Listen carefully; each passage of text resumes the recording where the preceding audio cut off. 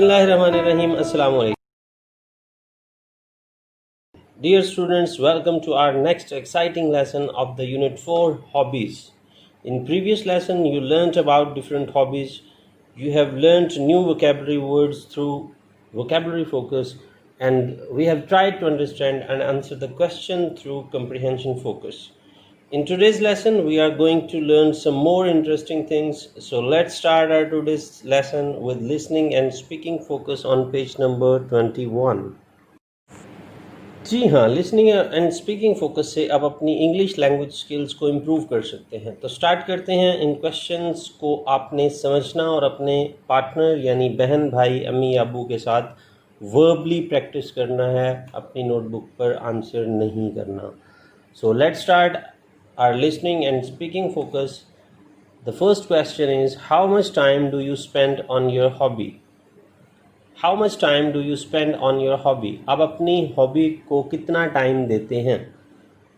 The other question is, which things do you require for your hobby? आपको अपनी hobby के लिए किन चीज़ों की ज़रूरत पड़ती है?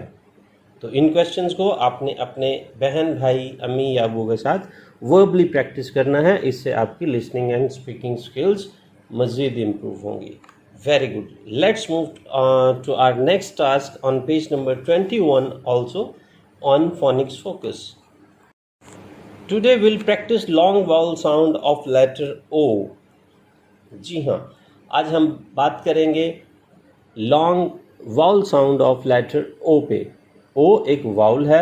आज हम इसकी long sound पे बात करेंगे और देखेंगे कि कब वाउल ओ लॉन्ग साउंड प्रोड्यूस करता है या कब हम इसे लॉन्ग ओ प्रोनाउंस करते हैं। तो सबसे पहले अगर ओ के बिल्कुल साथ लेटर ए यूज़ होगा, मीन लेटर ओ के फ़ौरन बाद लेटर ए यूज़ होगा, तो लॉन्ग ओ साउंड प्रोड्यूस होगी, जैसे कि बोट एंड कोट।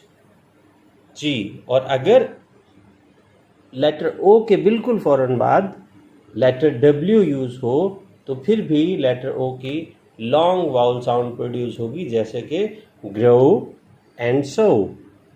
जी, और लेटर ओ और लेटर ई के दरमियान अगर कोई कॉन्सोनेंट लेटर आए तो भी लेटर ओ की लॉन्ग वाउल साउंड प्रोड्यूस होगी, जैसे कि bone and home.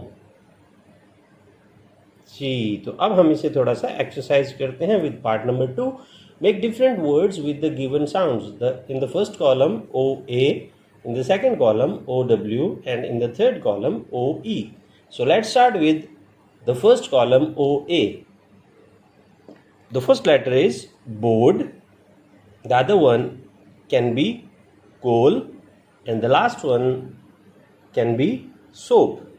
Now move to the column 2, OW. The first word can be crow, the second word can be low, and the last word can be yellow. Very good. Now move to the column 3, OE. The first word can be rope, the second word can be close, and the third word can be toes. जी हाँ, तो इस तरह आज हमने सीखा कि कब letter O long vowel sound produce करेगा। Now let's move on to page number 23 to the grammar focus. और आज हम ग्रामर फोकस में बात करेंगे एबिलिटी और इनएबिलिटी के लिए यूज़ होने वाले एक्शन वर्ब्स के बारे में। तो सबसे पहले देखते हैं कि एबिलिटी और इनएबिलिटी को एक्सप्रेस करने के लिए कौन से एक्शन वर्ड्स यूज़ होते हैं। तो एबिलिटी और इनएबिलिटी को एक्सप्रेस करने के लिए कैन या कैन नॉट यूज़ होते हैं। सबसे पहले हम देखते हैं कैन। कैन का मतलब होता है कर सकना, मीन जब कभी हम किसी चीज़ या किसी शख्स की एबिलिटी को रिप्रेजेंट करें या एक्सप्रेस करें तो उसके लिए कैन का वर्ड यूज़ करेंगे। जैसे कि फर्स्ट एग्जाम्पल में अगर हम देखें, अली कैन और can not play football. Ali can play football यानी अली फुटबॉल खेल सकता है। और जब कभी हम किसी शख्स या चीज़ की इनएबिलिटी को एक्सप्रेस करना चाहें तो हम कैन नॉट का वर्ड यूज़ करेंगे। जैसे कि अलीम कैन और can not grow plants. Aleem can not grow plants. जी, वेरी गुड। तो इस तरह से हमने सीखा कि एबिलिटी और इनएबिलिटी को एक्सप्रेस करने के लिए कैन या कैन नॉट का यूज़ किया जाता है। एक्सरसाइज करते हैं इसके सेकंड पार्ट से। Use the given verbs, write sentences with can and can not for the following pictures. जी, the first word is draw. The girl can draw a picture. The other word is play. The boy can play football. The next word is swim. The baby cannot swim. And the last word is the paint. The fish cannot paint. जी, बहुत अच्छे।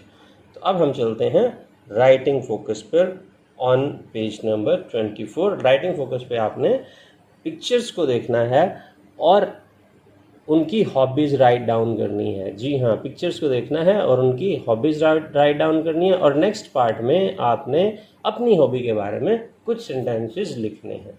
तो students, ये था हमारा आज का lesson और इस तरह से हमारे यूनिट 4 हॉबीज़ कंप्लीट होती है। इंशाल्लाह नेक्स्ट लेसन में हम फिर मिलेंगे। तब तक के लिए अल्लाह हाफिज़।